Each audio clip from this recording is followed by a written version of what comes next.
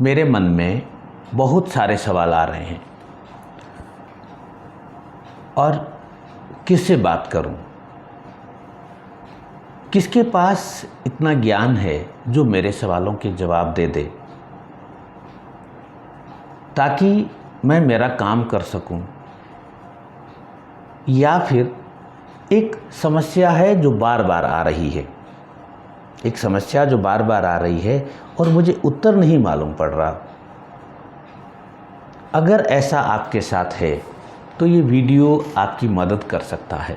नमस्कार, मैं doctor Praveen Mohil, NLP practitioner और स्टडी वेलनेस एक्सपर्ट, रूबरू हूँ आपसे एक नए से टॉपिक के साथ, all of books beyond syllabus. यानी कि हम जो सिलेबस की किताबें होती हैं, जैसे आप स्कूल में पढ़ते हैं, स्कूल के सिलेबस की, यूनिवर्सिटी में, कॉलेज में पढ़ रहे हैं, कॉलेज के सिलेबस की, बॉटनी, जूलॉजी, केमिस्ट्री, फिजिक्स, इन किताबों के अलावा जो सिलेबस में है, जो पढ़नी ही पड़ेगी, इनके अलावा जो किताबें हैं उनका क्या महत्व है, क्या इम्पोर्टेंस है, वो आपको आपकी लाइफ में क्या दे सकती हैं। आप और मैं, हम जो भी हैं, उसके 3 सोर्स हैं, उसके 3 माध्यम है, 3 जगह से हमारी बिल्डिंग हुई है, हम बिल्डअप हुए। पहला हुआ कि हमारा जो घर था, घर में हमारे जो फैमिली के मेंबर थे, हमारा जो सराउंडिंग थी, हमारे अड़ोसी पड़ोसी, वहाँ से हमने जो सीखा वो ज्ञान हमारे पास आया। दूसरा हमारे पास ज्ञान हमारे स्कूल से या हमारा जो कॉलेज है, जो हमने पढ़ाई करी है, वहाँ के जो टीचर से, वहाँ के दोस्तों से, वो हमारे पास ज्ञान आया। और तीसरा, अब मैं यहाँ स्टूडेंट की बात नहीं हो रही है, क्योंकि आप तो भी पढ़ ही रहे हैं, आप तो स्कूल और कॉलेज में ही हैं, उनकी बात हो रही है जो काम कर रहे हैं, जो अपना पैसा अर्न कर रहे हैं, नौकरी कर रहे हैं, कहीं बिजनेस कर रहे हैं। तो उनका तीसरा सोर्स है कि उनकी ट्रेनिंग से, नौकरी के स्टाफ से, नौकरी में आप जहाँ भी काम कर रहे हैं वहाँ से जो हमें ज्ञान मिलता है वही हम होते हैं। घरों का जो ढांचा जो है वो आप और हम सब वाकिफ़ हैं, उस पर हमें बहुत अधिक बात करने की ज़रूरत नहीं है। बट एक लाइन में अगर हम कहें तो हमारे घरों के एटमॉस्फेयर को बहुत सारी चीज़ों में अपडेट करने की ज़रूरत है। ये आप भी मानते हैं और मैं भी मानता हूँ। तो यानी कि घरों से हमारे पास ज्ञान आया, बट उतना नहीं आया जितना हमें ज़रूरत है। नंबर 2 पे कि स्कूल से और कॉलेज से और यूनिवर्सिटी से हमें सिलेबस के रूप में ज्ञान, सिलेबस के रूप में, इसके साथ साथ हमें कुछ स्पोर्ट्स एक्टिविटी मिली, कुछ कल्चरल एक्टिविटी मिली, NCC, NSS, इस तरह से हमें वो चीज़ें हमें उपलब्ध हुई। और वहाँ से चूँकि हम अगर स्टूडेंट हैं तो हम ऑनगोइंग प्रोसेस में हम अभी ज्ञान ले ही रहे हैं। और तीसरा जो हम सिंपल भाषा में कहूँ कि जहाँ से हमारी रोजी रोटी चलती है। अब तीनों जगह के ज्ञान से या दोनों जगह के ज्ञान से अगर आप और हम खुश हैं, यस आई एम हैप्पी, मेरे पास वो सब कुछ है जो मुझे चाहिए, तो बहुत अच्छी बात, मेरी तरफ से बधाई।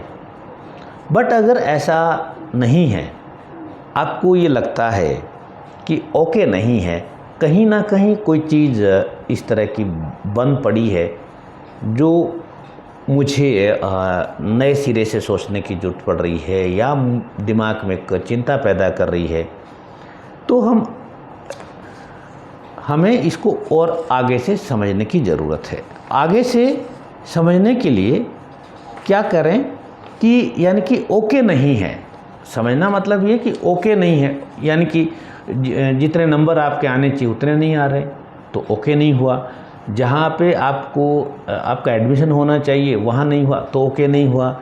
जितने सैलरी आपको मिलनी चाहिए थी वो नहीं मिल रही तो ओके नहीं हुआ।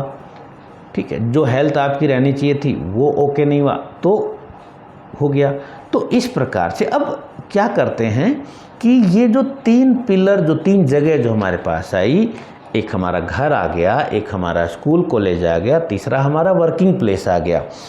तीनों जगह पे जो ज्ञान तो मिला, बट कुछ लैकुना रह गई, कुछ चीज़ें छूट गई, कुछ चीज़ें ऐसी रह गई जो हमें नहीं मिल पाई या हम उस टाइम ले नहीं पाए। हो सकता है हाँ वो चीज़ें तो वहाँ थी बट मैं ही नहीं ले पाया, ऐसा भी संभव है। या फिर हो सकता है कि वहाँ कुछ था ही नहीं।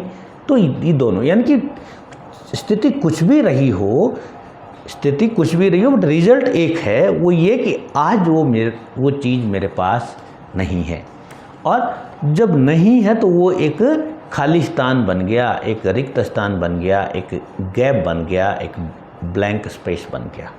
और वो गैप बना, वो ब्लैंक स्पेस बना, वही सबसे बड़ी परेशानी का घर है।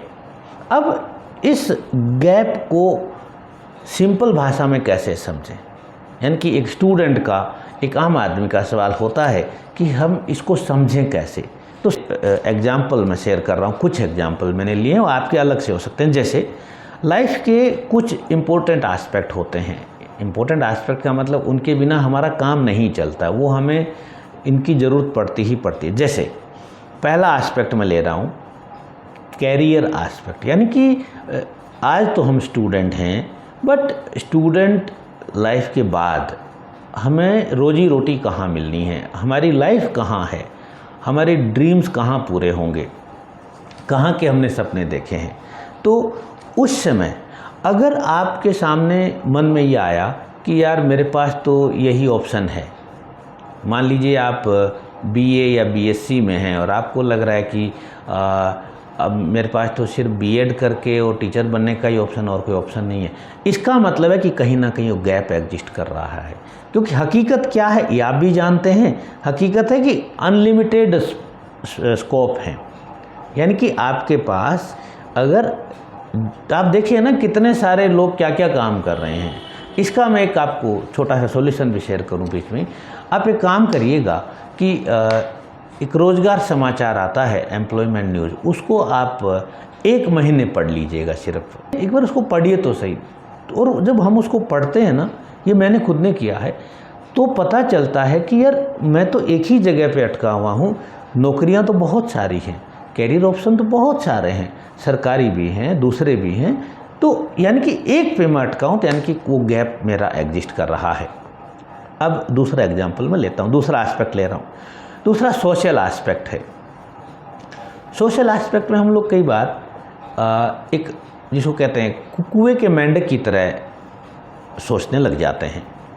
जैसे कि एक और चीज़ आती है, हमारे समाज में तो ये चीज़ है ही नहीं, या हमारे परिवार में तो ऐसा कोई आदमी नहीं है, हमारे गांव में तो कोई ऐसा आदमी नहीं है, हमारे इलाके में तो ऐसा कोई आदमी नहीं है।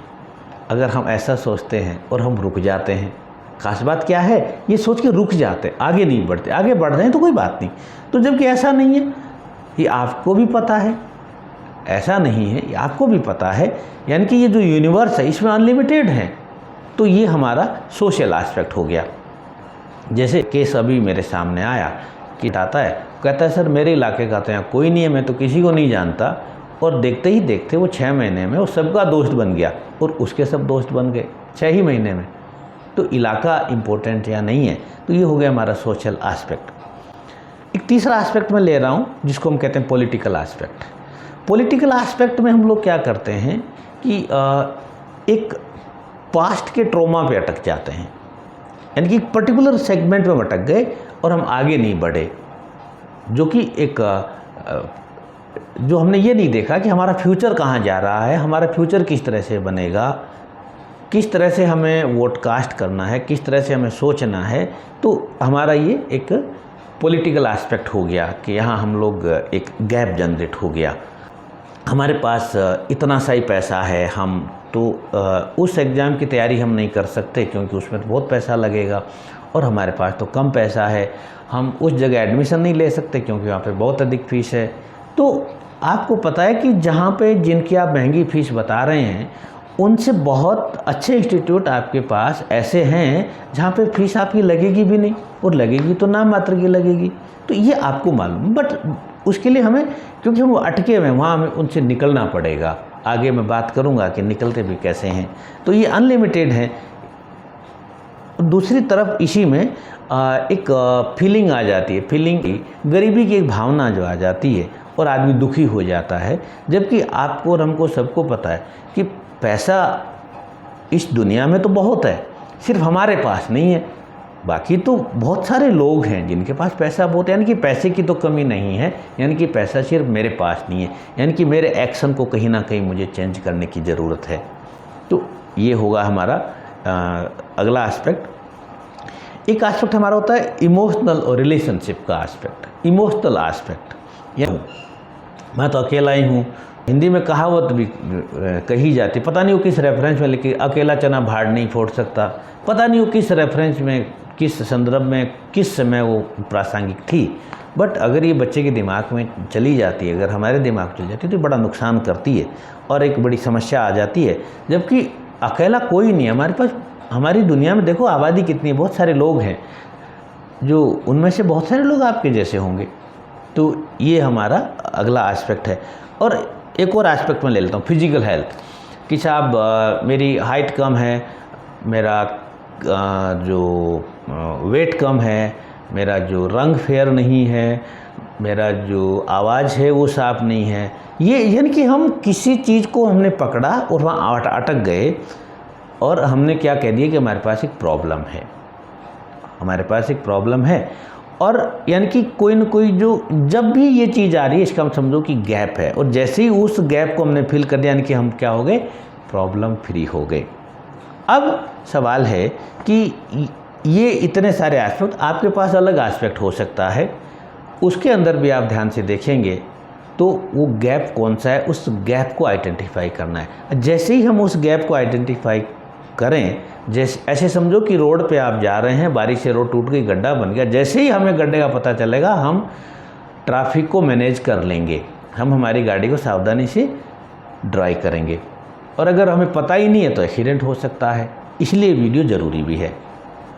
तो जब हमें गैप आइडेंटिफाई हो गया, जब हमने पता चल गया कि हमारा गैप है, तो हम क्या करेंगे, उस गैप पे काम करेंगे। यानी कि जैसे ही हम उस गैप पे काम करेंगे, हमारा फोकस डालेंगे, तो हमारा डेवलपमेंट होगा, जो आप और हम सब चाहते हैं। विकास, डेवलपमेंट सभी चाहते हैं, आपका और हमारा मकसद एक ही है।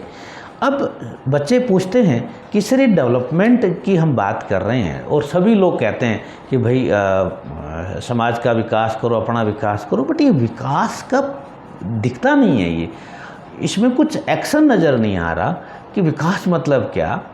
तो अब आप ध्यान से सुनिएगा, विकास मतलब, डेवलपमेंट मतलब, अच्छा मतलब, या कहूँ कि प्रोग्रेस मतलब कि आपके दिमाग में एक चिंता है।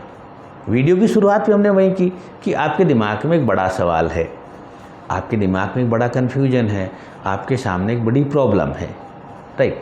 अब वो प्रॉब्लम अगर वैसी की वैसी है, वहीं की वहीं है, हिली नहीं, तो समझो कि कोई प्रोग्रेस, कोई डेवलपमेंट, कोई विकास नहीं है। बट वो प्रॉब्लम वहाँ से हिल गई, प्रॉब्लम वहाँ से हिल गई। जैसे मान लो कि आप स्टूडेंट हैं और आपका जब भी आप स्टडी करते हैं, स्टडी करने के बाद आपका सर दर्द होता है मान लो, तो वो सर दर्द होना बंद हो जाए या कम हो जाए तो समझो कि आपने उस गैप को फिलअप कर लिया। वो सर दर्द हो इसीलिए रहा है कि कहीं ना कहीं कोई गैप बना हुआ है, आपको कोई सब्जेक्ट समझ में नहीं आ रहा है, तो वो आपने उस सब्जेक्ट को थोड़ा थोड़ा 1% 2% समझ में आने लग गया, तो समझो कि वो आपने उस गैप को पकड़ लिया। आपके सामने कोई बड़ा इश्यू है, कोई बड़ा मुद्दा है, उसने आपको धीरे धीरे सॉल्व करना चालू कर दिया, तो समझो कि आपका डेवलपमेंट, आपका प्रोग्रेस है वो शुरू हो गया। यानी कि स्ट्रेस है, स्ट्रेस से आप क्या हो गए, आपको खुशी मिलने लग गई, आपको थोड़ा मज़ा आने लग गया। आप के मान लो लो मार्क्स आ रहे थे, कम नंबर आ रहे थे, आपके नंबर बढ़ने शुरू हो गए। आप रुके हुए थे एक जगह पे, सपोज ऐसे बहुत से एग्जाम्पल सामने देखे कि कुछ हमारे स्टूडेंट हैं जिन्होंने अच्छी ट्रेनिंग करी हुई है, अच्छा सब कुछ किया, बट एक जगह रुके हुए, वो किसी चीज़ के इंतज़ार में है कि वो चीज़ होगी तब हमारा होगा, और वो चीज़ आपके हमारे हाथ में नहीं है, तो वो लंबा समय एक ही जगह चलता जाता है। तो वहाँ से इस तरह से जो रुके हुए हैं स्टक स्टेट, वहाँ से आप लोगों ने क्या किया, वहाँ से कि यानी कि वो रुके इसलिए हो कि एक गैप बना हुआ कहीं ना कहीं। उस गैप को जैसे ही आप आइडेंटिफाई करोगे, आपका जो माइंड जो है ना, ये बहुत समझदार है, ये माइंड के पास बहुत पावर है। ये क्या करता है, आपको अगला रास्ता दे देता है। जैसे ही आपने उसको फॉलो करोगे तो आप वहाँ से चल पड़ोगे। तो ये जो रियल मैकेनिज्म की बात होती है। अब सवाल है कि सर एस्पेक्ट तो बहुत सारे हैं, स्टूडेंट कहते हैं, और जो स्टूडेंट के साथ जो पेरेंट्स हैं वो भी बात करते हैं कि एस्पेक्ट तो बहुत सारे हैं सर। आर्थिक परेशानी भी, आर्थिक तंगी भी है, सामाजिक परेशानी भी है, और भी प्रॉब्लम हैं। बट इतनी सारी प्रॉब्लम्स हो गई हैं कि अब कभी कभी लगता है कि कोई सॉल्यूशन नहीं है। तो एक मेरा सजेशन है, और यहाँ मैं जो भी बात कर रहा हूँ वो मैं प्रैक्टिकल बात कर रहा हूँ, यानी कि जिसको हमने इम्प्लीमेंट होते देखा है। तो सबसे पहला काम हमें क्या है कि एक एस्पेक्ट को हमें चूज करना है। सबसे पहले एक एस्पेक्ट सिर्फ। और उदाहरण के लिए मान लो कि एक स्टूडेंट है, वो बेरोज़गार है, एक स्टूडेंट है बेरोज़गार है, तो उसने एक एस्पेक्ट को चूज किया कि पास रोज़गार नहीं है, यानी कि मेरे पास पैसा नहीं है। कि जॉब जो चीज़ है, यानी कि काम जो आपको मिलेगा, आपको जो रोज़गार मिलेगा, उसकी बड़ी ख़ास बात है कि वो हमेशा एग्जिस्टिंग स्किल या नॉलेज पे टिका होता है। एग्जिस्टिंग स्किल हो सकता है, कोई आपकी पास कोई एनर्जी हो सकती है, या आपकी नॉलेज हो सकता है, या कोई डिग्री हो सकती है, या कोई हुनर हो सकता है, या आपका हौसला हो सकता है कि हाँ सर मैं ये काम तो कर ही सकता हूँ, मैं ये काम तो कर ही सकता हूँ। और जैसे ही आप उस काम पे फोकस करेंगे कि हाँ सर मैं ये तो कर सकता हूँ, ये इतना तो मैं कर सकता हूँ, और जैसे ही आप उस काम पे फोकस करेंगे तो आपका जॉब यानी कि आपका जो वर्क है, वर्क स्टार्ट हो जाएगा, यानी कि आपको काम मिल जाएगा। और जब इंसान को काम मिल जाता है तो उसके बदले पैसा भी मिलता है, क्योंकि अकेला काम कोई नहीं कराता है और कोई नहीं करता है, और बदले में पैसा मिलता है। और जब पैसा मिलता है यानी कि जॉब मिलता है। यहाँ पर हमें और क्या सावधानी रखनी है, तो आपको सावधानी सिर्फ इतनी रखनी है कि आप खुद डिसाइड करें कि मेरे अंदर क्या है। अगर कुछ स्थितियों में कुछ बच्चे क्या होते हैं जिनके पास 2-3 एक्सपर्टी होती है, यानी कि 2-3 फील्ड के वो एक्सपर्ट होते हैं, उस स्थिति में, उस दशा में आप किसी आपके आपके मदर फादर, दादा नाना मामा जो आपको प्यार करते हैं, इसमें कोई बहुत बड़ा रॉकेट साइंस नहीं है, जो आपको प्यार करते हैं, जिन्होंने आपको बचपन से देखा है, वो आपकी एक रग रग से वाकिफ़ हैं, आप उनसे बात कर लीजिए कि नाना या दादा या दादी, नानी, बुआ, मौसी, फूफा, है ना, कि मैं किस में हूँ। वो आपको एक झटके में बता देंगे कि बेटा तुम इस फील्ड के लिए बने हो, क्योंकि तुम छोटे थे तब तुम ये करते थे। बस उसी पे हमें हमारा काम चालू कर देना है। तो जॉब का कंसेप्ट हमने बात कर ली। अब इसका जो सॉल्यूशन क्या लें, पता चले कि आपको ये मालूम ही नहीं चल रहा है कि मेरे में हुनर क्या है, तब क्या करें।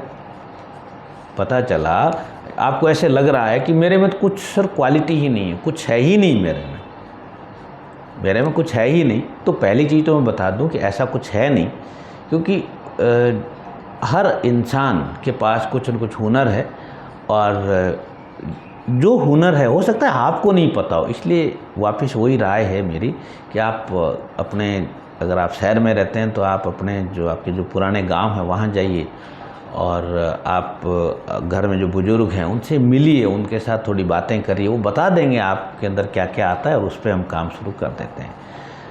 अब इसके बाद हम आ गए कि इतना हमें पता चल गया, तो अब हम वो जो गैप है उसको परमानेंटली कैसे फिल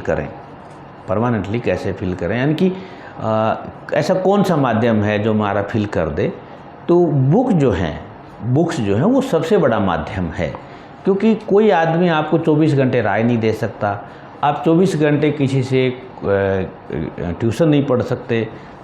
बस बुक्स जो है वो आपके पास एक बड़ा एक टूल आता है। तो बुक का जो चुनाव हम कैसे करें, तो बुक का चुनाव करने के लिए 2-3 बातें ध्यान में रखनी है।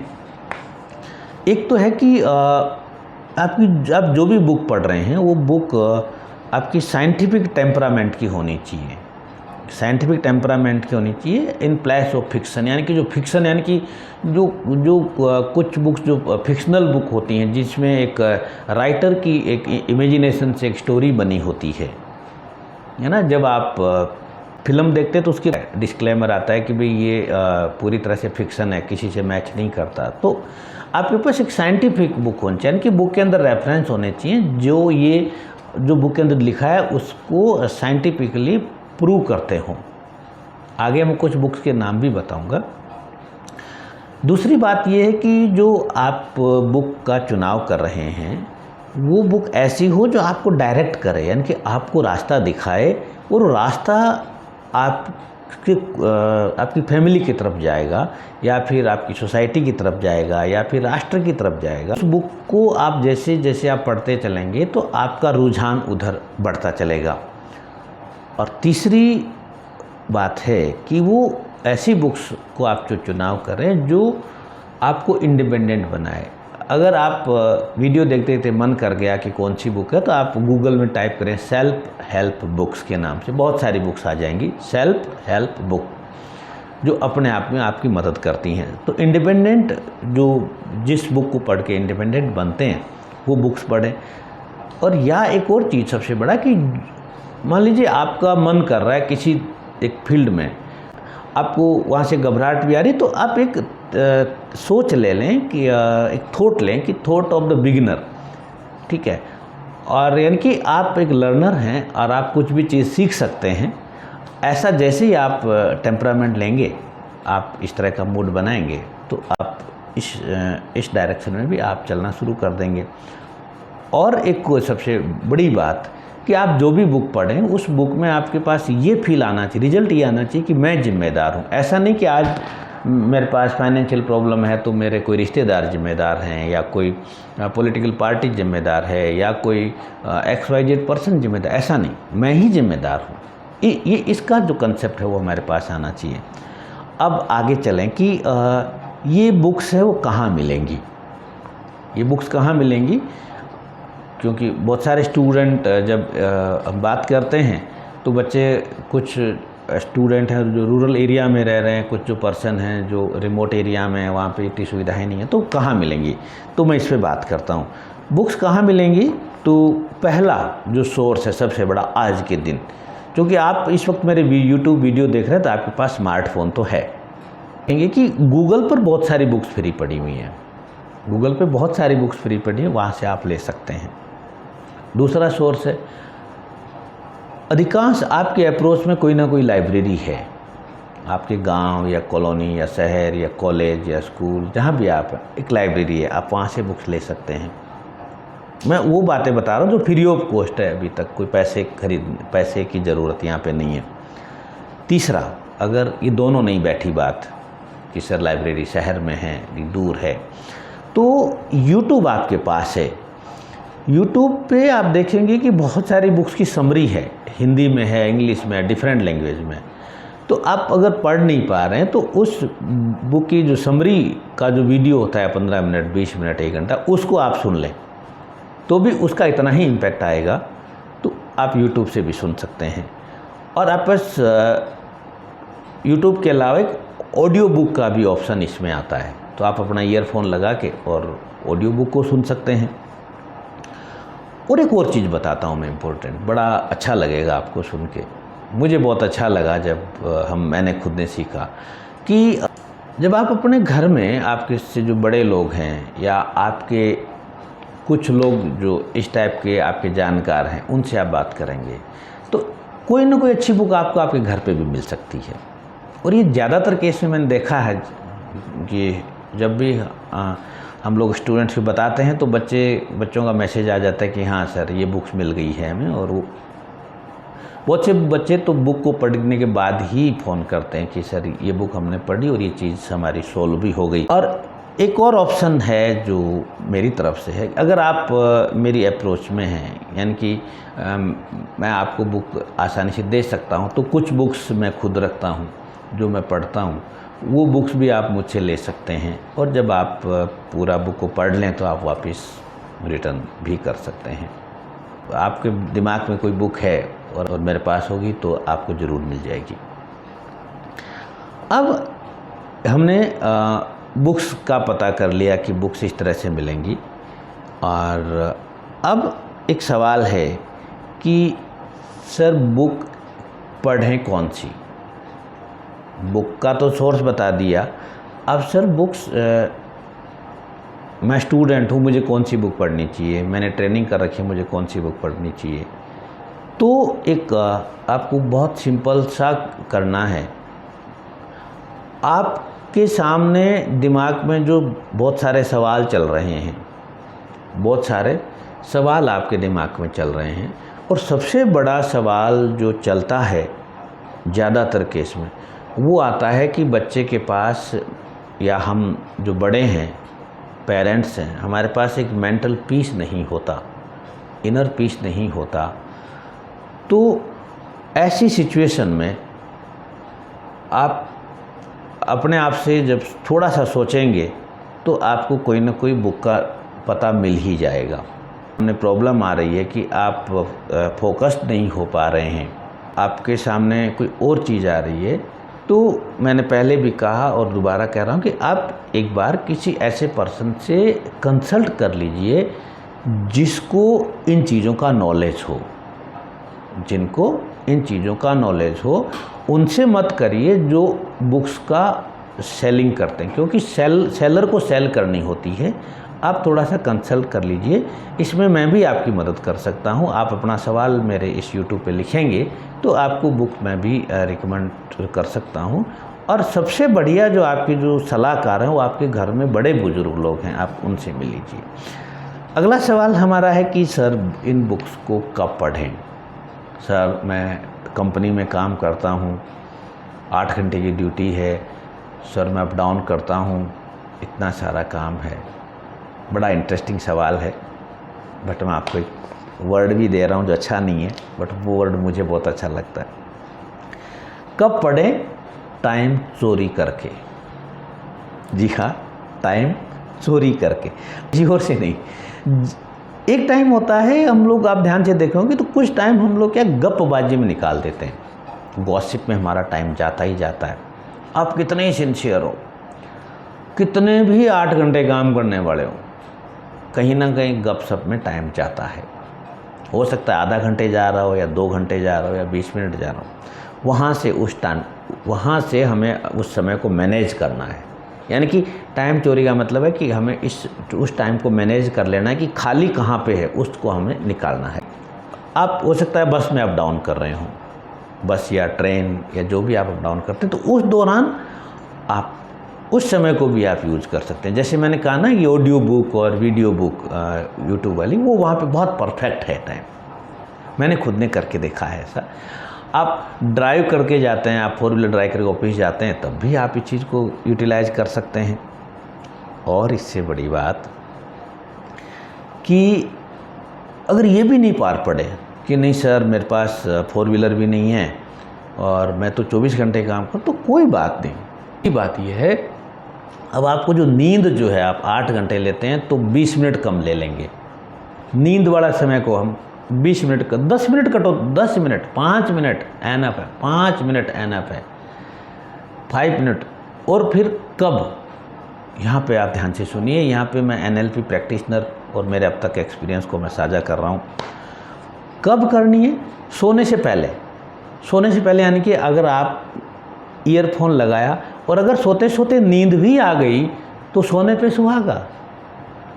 उस बुक को सुनते सुनते आपने 5 मिनट सुनी, 3 मिनट सुनी, नींद आ गई तो बहुत बढ़िया बात है, क्योंकि आपका सबकॉन्शियस उस चीज़ को पूरा एनालिसिस करेगा, जो चीज़ उसमें अच्छी है उसको पूरा लेगा, तो कोई दिक्कत नहीं। सवेरे आप घूमने जाते हैं, ईयरफोन लगा के उठते ही ले सकते हैं, बट सबसे अच्छा जो टाइम है वो बिफोर स्लीपिंग का है, 15 मिनट या 5 मिनट एनफ है। तो ये हमारा हो गया कि किस टाइम पढ़ें। सावधानी क्या रखनी है?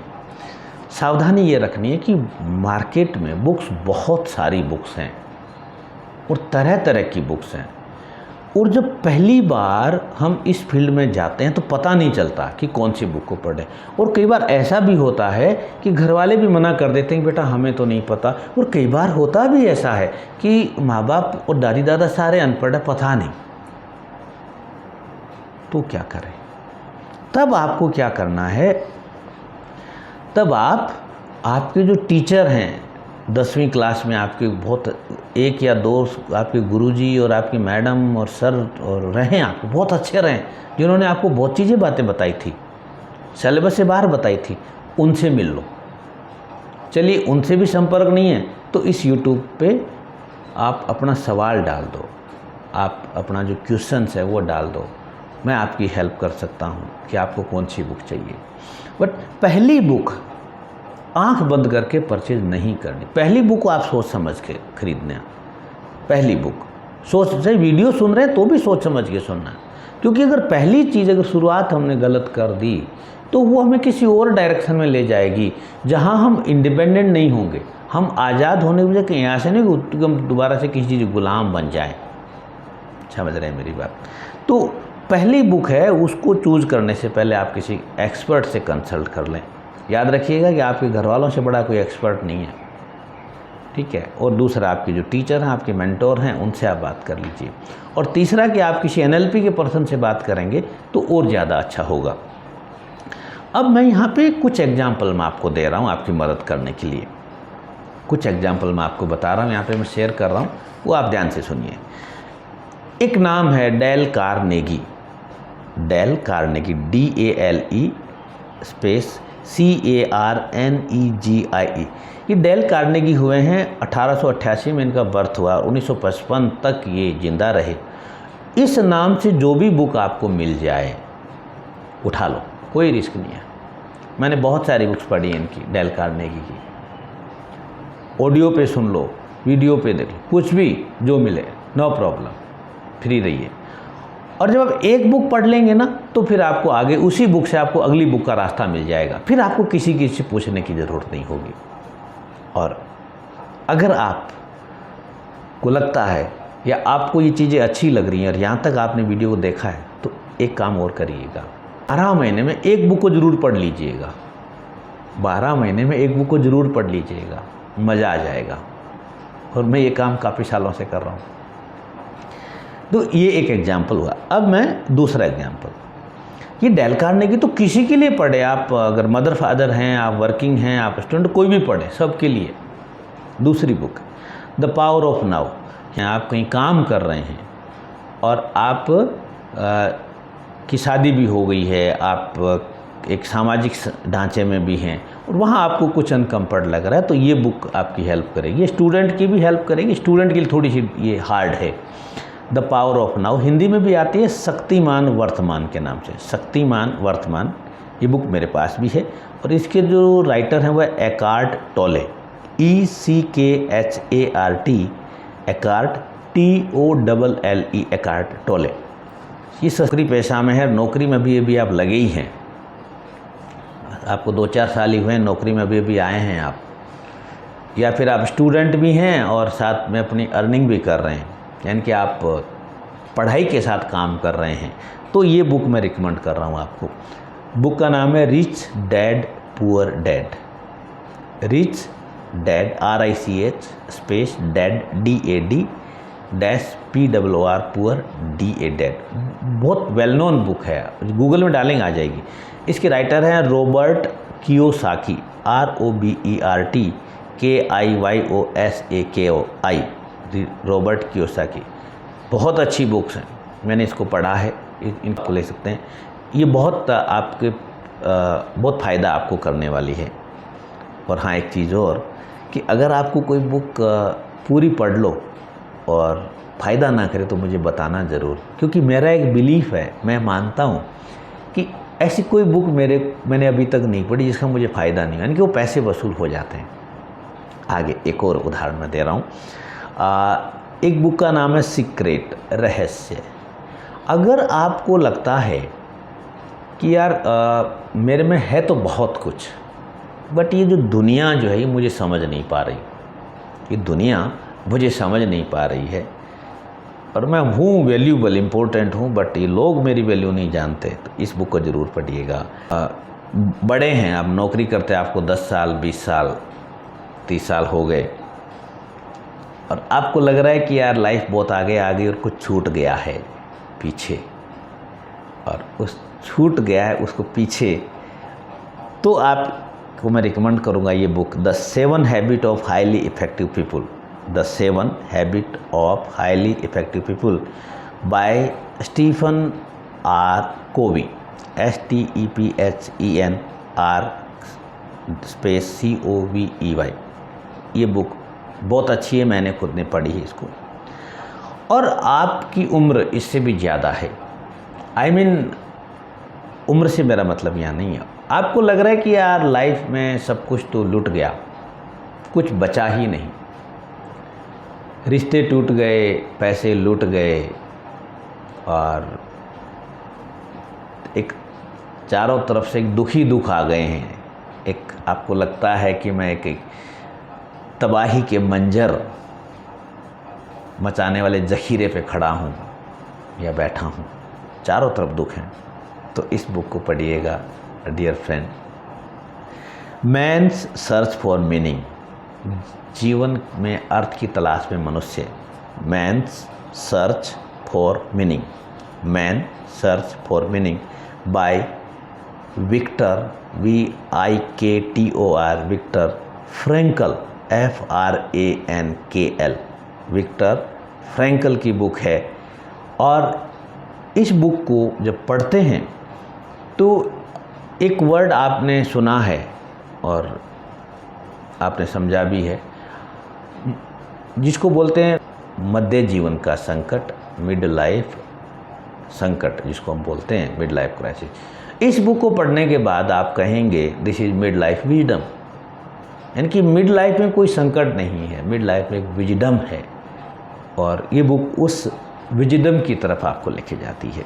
मैंने जितनी भी बुक्स बताई है सारी दोनों भाषाओं में है, और मैं उम्मीद करता हूँ कि ये वीडियो आपको अच्छा लगा है, और अगर हाँ आपको वीडियो अच्छा लगा हो तो मैं चाहूँगा कि वीडियो को लाइक कर दें और आप अपने किसी सच्चे साथी को आप शेयर भी कर दें। और चूँकि मैं ऐसे ही वीडियो बनाता रहता हूँ तो आपको अगला नोटिफिकेशन समय पे मिल जाए, इसके लिए मेरे चैनल को सब्सक्राइब भी कर लें। Thank you very much.